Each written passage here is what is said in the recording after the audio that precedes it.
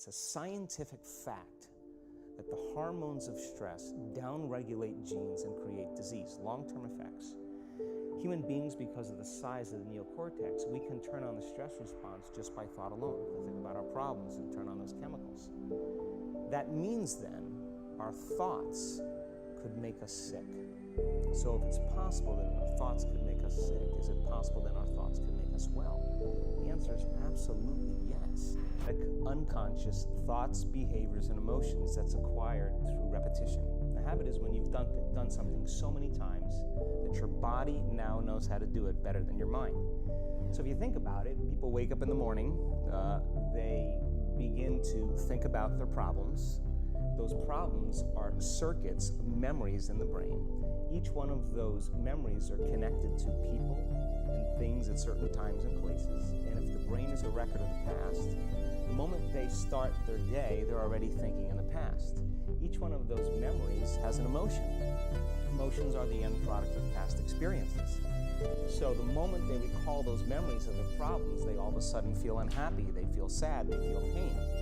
Now, how you think and how you feel creates your state of being. So the person's entire state of being when they start their day is in the past. So what does that mean? The familiar past will sooner or later be a predictable future. So if you believe that your thoughts have something to do with your destiny, and you can't think greater than how you feel, or feelings have become the means of thinking, by very definition of emotions, you're thinking in the past. And for the most part, you're going to keep creating the same life. So then people grab their cell phone, they check their WhatsApp, they check their texts, they check their emails, they check. The redundancy of that cycle becomes a subconscious program. So now 95% of who we are by the time we're 35 years old is a memorized set of behaviors, emotional reactions, unconscious habits, hardwired attitudes, beliefs, and perceptions that function like a computer program. So then a person can say with their 5% of their conscious mind, I want to be healthy, I want to be happy, I want to be free.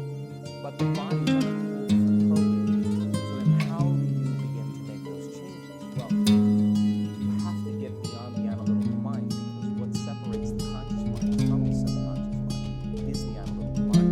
And that's where meditation goes. To teach people to practice how to change their brain, slow them down.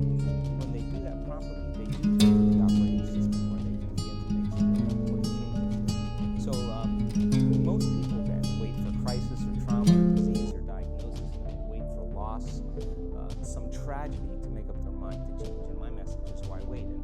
And you can learn and change in a state of pain and suffering, or you can learn and change in a state of joy and inspiration. And I think right now, the cool thing is that people are waking up.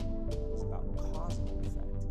The moment you start feeling abundant and worthy, you are generating wealth. The moment you're empowered and feel it, you're beginning to step towards your success.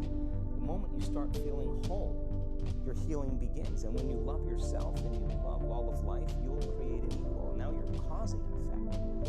And I think that's the difference between living as a victim in your world, saying, I am this way because of this person or that thing or this experience. They made me think and feel this way. When you switch that around, you become a creator of your world, and you start saying, my thinking and my feeling is changing an outcome in my life. And now that's a whole different game. And we start believing more that we're creators of reality. You start acting like a happy person. And then I think the hardest part is to teach our body emotionally what the future will feel like ahead of the actual experience. So what does that mean? You can't wait for your success to feel empowered. You can't wait for your wealth to feel abundant.